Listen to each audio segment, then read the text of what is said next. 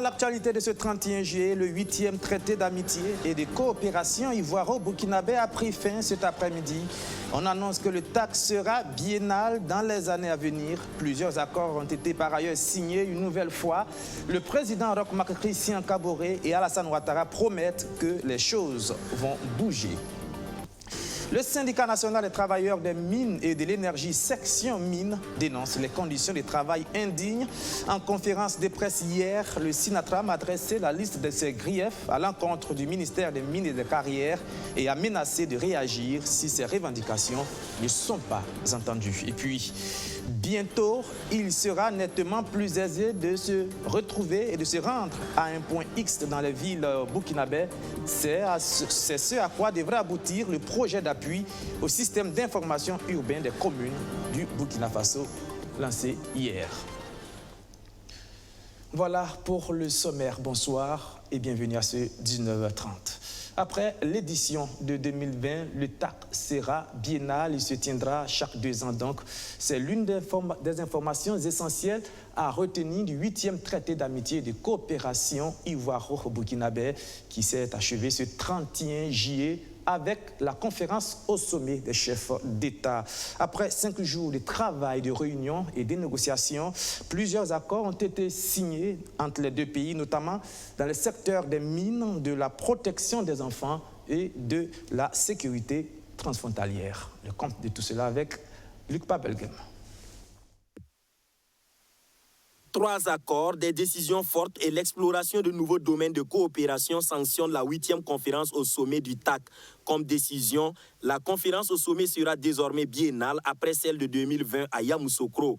À l'issue des travaux réunissant les 2 chefs d'État, Alassane Ouattara et Roch Marc Christian Kaboré et leur gouvernement, 3 accords de coopération sont signés. Le premier concerne la coopération transfrontalière.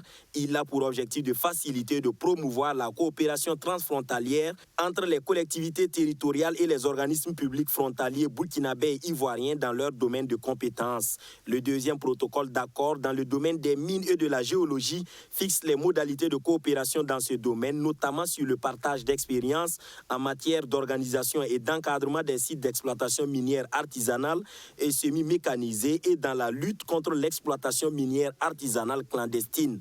La protection des enfants en situation de mobilité transfrontalière a fait l'objet du 3e accord. L'un dans l'autre, les 2 parties tirent satisfaction des conclusions de leurs travaux. Concernant la réhabilitation du chemin de fer Abidjan-Ouagadougou, Kaya et son prolongement à Tambao, les chefs d'État ont réaffirmé leur volonté de permettre le démarrage immédiat des travaux. Ils ont par conséquent instruit les ministres en charge des transports à adresser une lettre dans les meilleurs délais à Sitaray pour répondre aux préoccupations soulevées par la dite société. Dans le cadre de la poursuite des efforts de fluidité du transport routier sur le corridor Abidjan-Ouagadougou, les chefs d'État ont convenu de poursuivre la mise en œuvre des actions déjà engagées en vue de lever les entraves à la libre circulation des personnes et des biens.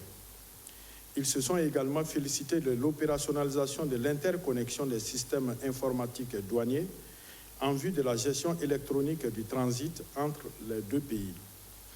S'agissant des questions relatives au transport maritime, les parties se sont accordées sur la mise en place d'un cadre de concertation au niveau ministériel pour examiner les questions liées à la tendance baissière du trafic burkinabé au port autonome d'Abidjan, PAA. Les chefs d'État qui se sont réjouis de la signature de 8 autres accords en marge des travaux du Conseil conjoint de gouvernement ont adopté des dispositions visant l'optimisation du cadre de mise en œuvre et de suivi du TAC, de même que la périodicité des rencontres des organes statutaires. La conférence au sommet des chefs d'État se tiendra chaque 2 ans et la réunion du comité de supervision annuellement. Ces mesures entrent en vigueur après la tenue de la conférence au sommet du TAC à Yamoussoukro en juillet 2020. Voilà, plusieurs accords donc ont été signés une nouvelle fois, des accords qui viennent s'ajouter à plusieurs autres signés au cours des TAC antérieurs. Et le sentiment général, c'est qu'il n'y a pas de résultats concrets dans la vie des populations. Les 2 chefs d'État, Alassane Ouattara et Roch Marc Christian Kaboré, ont donc tenté de rassurer sur leur engagement à faire avancer les choses. Je vous propose de les écouter. nous pouvons affirmer que la coopération ivoiro-burkinabé se porte à merveille. Les résultats enregistrés témoignent de notre volonté commune de rendre cette coopération encore plus dynamique et mutuellement bénéfique. Il est vrai qu'il reste d'importants efforts à accomplir dans bien des domaines. J'invite par conséquent nos gouvernements respectifs à redoubler d'efforts en vue de traduire en réalisation concrète les décisions et les recommandations prises lors de nos sommets. Notre objectif étant l'éradication de la pauvreté et le développement durable en vue du bien-être de nos populations.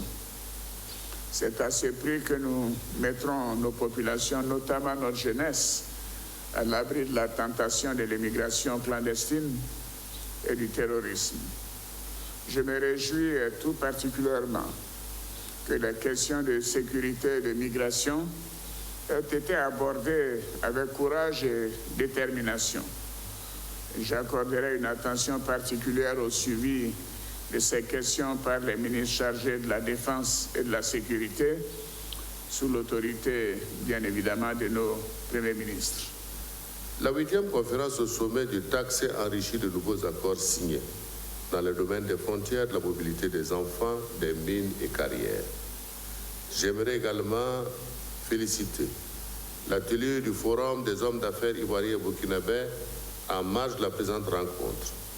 Cette deuxième édition fut également une réussite qui commande son institutionnalisation.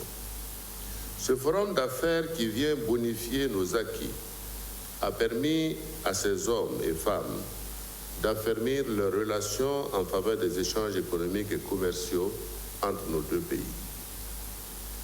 La première édition également des journées culturelles et artistiques a tenu toutes ses promesses. Tous ces résultats engrangés sont à mettre à l'actif de l'excellence de notre coopération. Pour ce faire, nous devons engager davantage nos deux gouvernements à rechercher les solutions idoines aux préoccupations de nos populations à travers la mise en œuvre de nos projets intégrateurs. Monsieur le Président, permettez-moi d'adresser mes chaleureuses félicitations à nos deux chefs de gouvernement qui ont su donner l'impulsion nécessaire pour la réussite de notre sommet.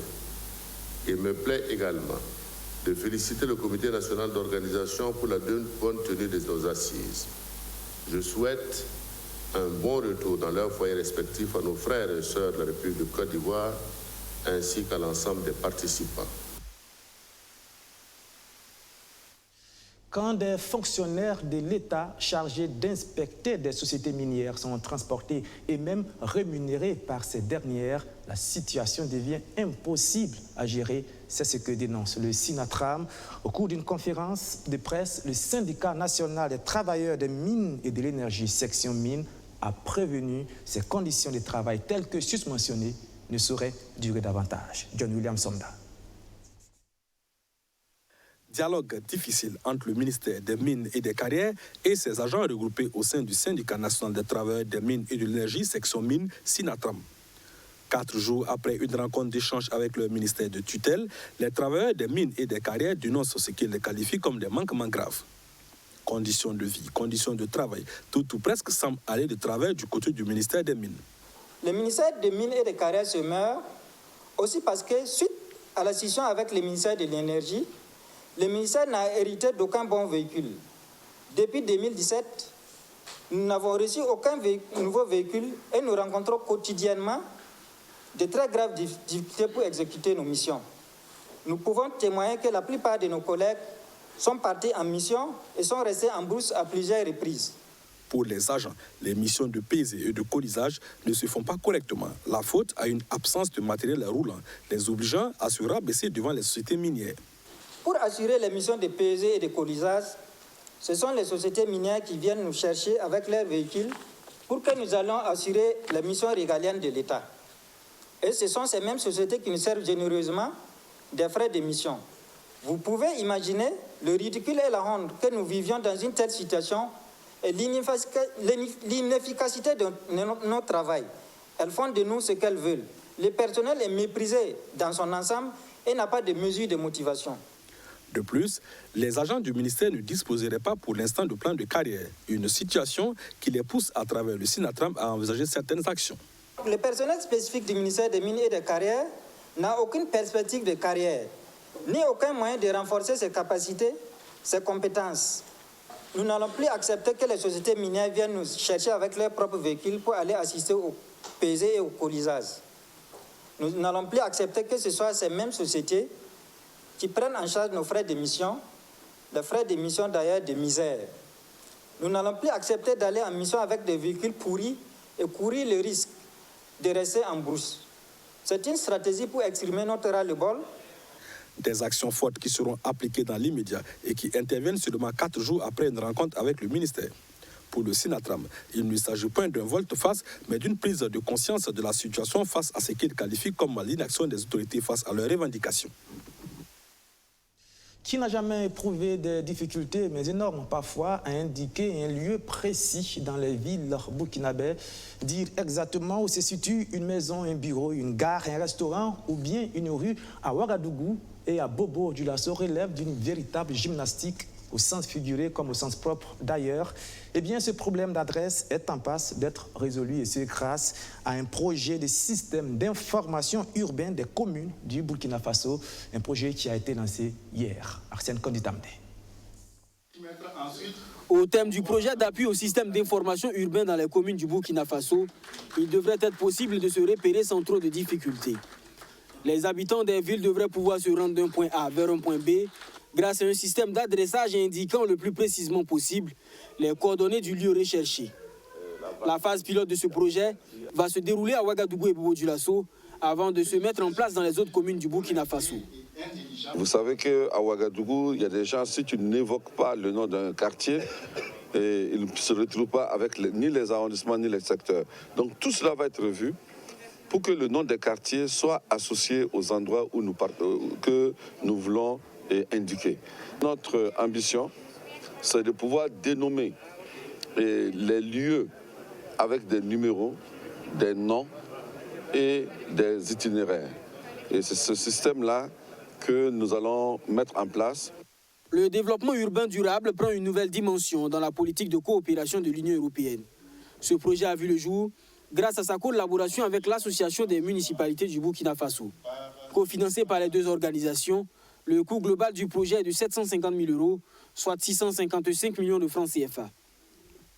L'Union européenne a intérêt non seulement à ce que les pays en développement se développent, mais ça veut dire quoi? Ça veut dire que les villes, notamment les grandes villes, qui doivent pouvoir se développer correctement.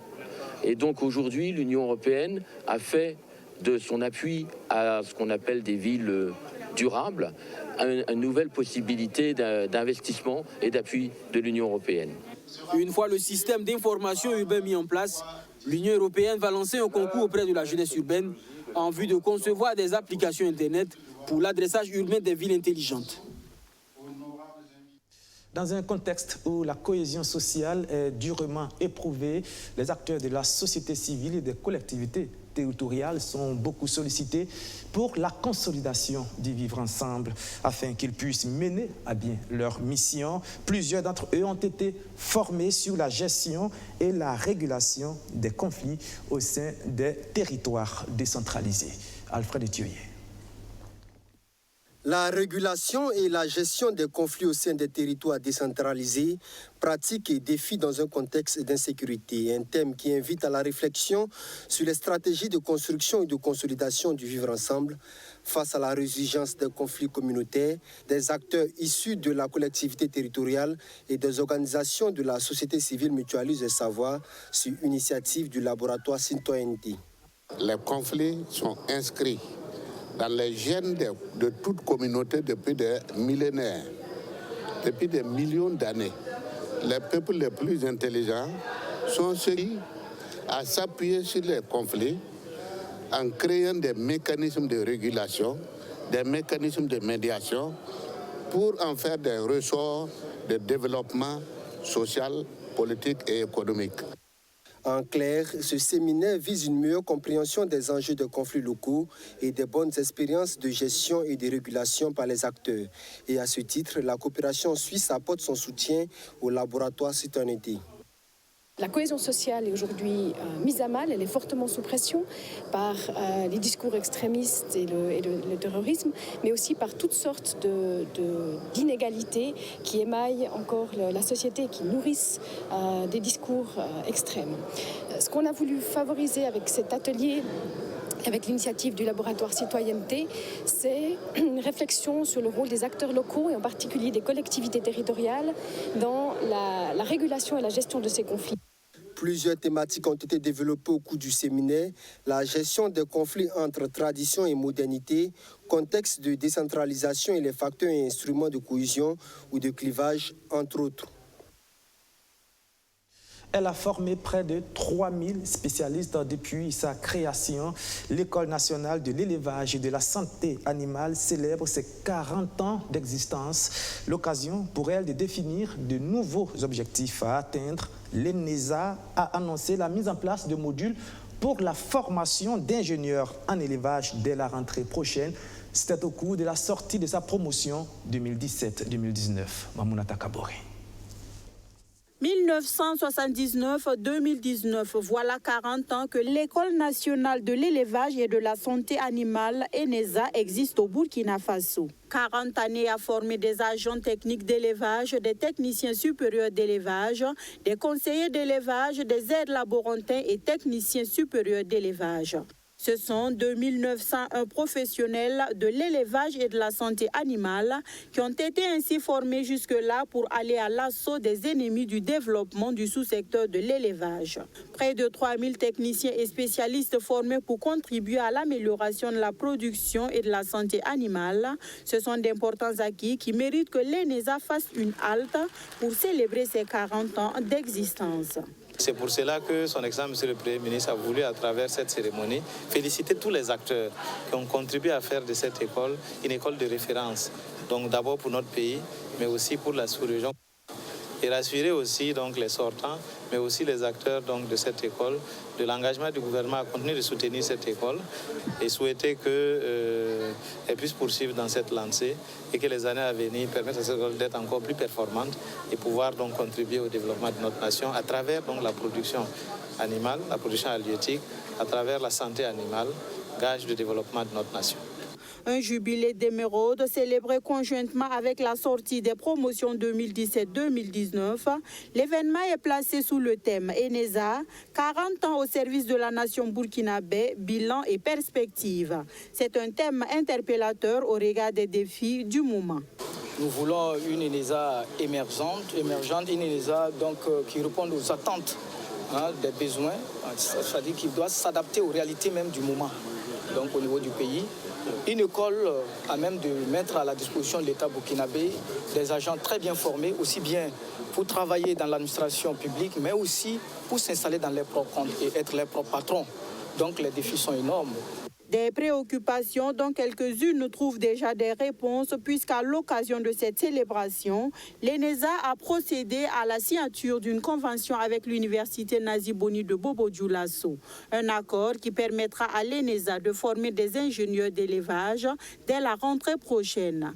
Le ministre en charge de l'Éducation nationale a également procédé à l'inauguration d'un hall de technologie viande et lait et pour plus d'efficacité de l'école en termes de sortie terrain notamment, le ministre en charge de l'enseignement supérieur a offert un bus de 28 places aux élèves.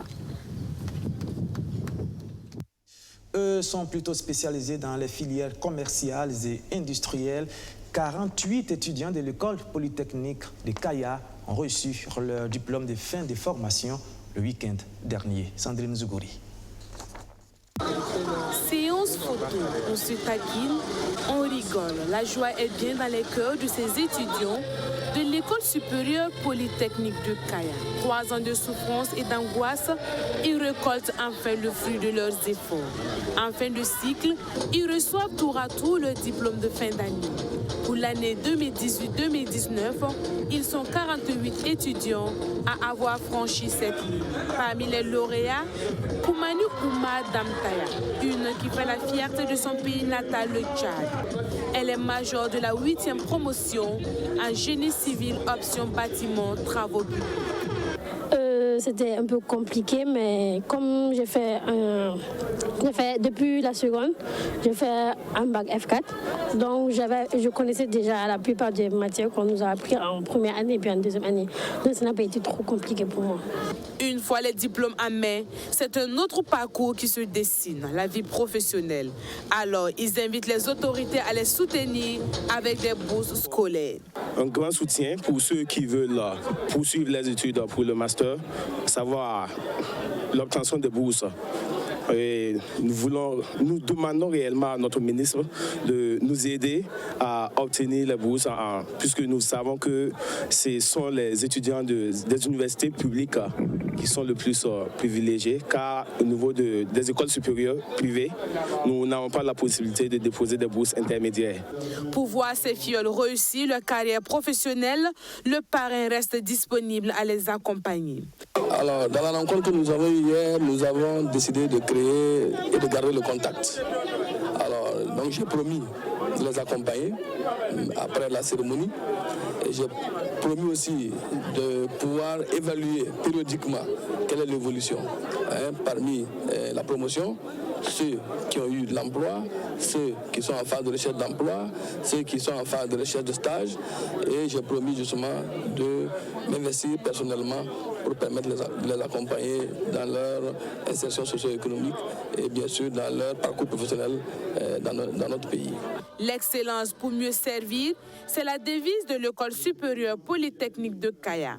Avec une telle vision, l'école a été faite 3e établissement de très bonne qualité par le ministère en charge de la recherche scientifique.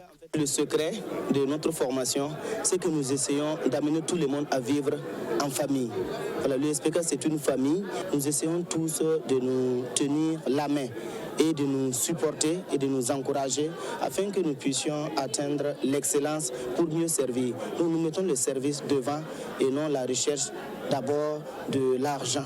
Étant une école catholique, l'administration a tenu à rendre grâce à Dieu pour les résultats obtenus au cours de l'année académique. Une action de grâce bien célébrée par les lauréats dans la chapelle du dit établissement par des chants et adorations.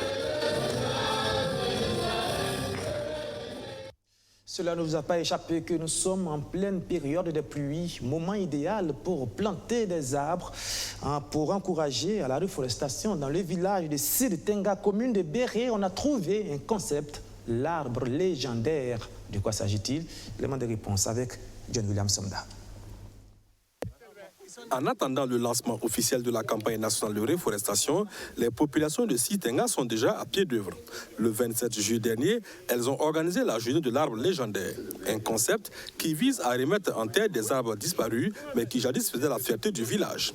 Ainsi, des baobabs, des ficus, des caïcédras et des nérés devraient regagner la flore du village de Siditenga, localité située dans la commune de Béré. Pour les organisateurs du concept l'arbre légendaire, c'est un retour aux sources à travers la reforestation. L'idée m'est venue de planter des arbres pour remplacer des grands arbres, moi je dirais mythiques ou même légendaires, qui existaient au niveau de ce village. Vous voyez ce baobab, il est dans la cour du Baloum Naba de Siditenga. Mais quand moi j'étais petit, il y avait un très gros baobab devant cette cour-là. Et voilà, on a dit il faut remplacer. On est fiers de le voir. À 2 ans, il a déjà ça. Nous pensons que d'ici 10 ans, fièrement, ça sera encore un gros baobab. Hormis ces arbres dits légendaires, d'autres espèces seront mis en terre.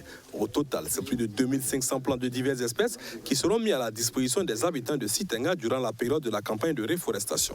Pour Sylvestre Ouedraogo, ancien cadre du ministère de l'Environnement, le concept de l'arbre légendaire est un exemple de reboisement utile. Les bonnes initiatives, il faut les encourager. C'est vraiment le cas. Vous avez la chance aujourd'hui d'avoir été convié par mon ancien collègue Emmanuel Minkema, qui était à la Banque mondiale, qui s'occupait de la gestion des ressources naturelles, de venir voir l'exemple de reboisement utile et qui mobilise dans son village. Donc, j'ai trouvé que ça valait la peine de venir voir leur expérience, tirer profit et pourquoi pas aider à ce que cette expérience soit vulgarisée à travers le pays. Au-delà de la campagne actuelle, le promoteur du concept de l'arbre légendaire invite les Burkinabés à planter 10 millions de plants afin de faire face à la désertification qui fragilise le potentiel productif de notre pays. Et pour terminer, direction la Côte d'Ivoire, où le texte sur la commission électorale a été adopté par l'Assemblée nationale. C'est une commission électorale qui sera composée de 15 membres. Le gouvernement parle d'un bon texte, mais pour l'opposition, c'est la démocratie qui prend un coup. C'est peut-être la réforme de la discorde. Mardi soir, le Parlement ivoirien a adopté la réforme de la commission électorale à quelques mois de la présidentielle de 2020. Le texte est passé avec 124 voix sur 203 votants. La nouvelle commission électorale indépendante comprendra 15 membres contre 17 auparavant. Alors que le gouvernement salue un texte qui apporte un meilleur équilibre dans la composition des organes de la commission centrale, du bureau et des commissions locales, l'opposition ivoirienne dénonce une remise en cause des acquis de la démocratie de tous les bons qualitatifs obtenus dans le passé, selon Alain Lobognon, membre du groupe parlementaire Rassemblement de Guillaume Soro. Les opposants ivoiriens pensent par ailleurs que la composition de la nouvelle commission ne présente pas de garantie d'indépendance, estimant que plusieurs de ses membres seront nommés par le pouvoir ou des organismes liés au pouvoir en place. Voilà, et c'est la fin de ce journal que j'ai pris grand plaisir à vous présenter. Merci de l'avoir suivi, merci encore une fois de votre fidélité renouvelée. Je vous donne rendez-vous demain à la même heure, ici même à 19h30.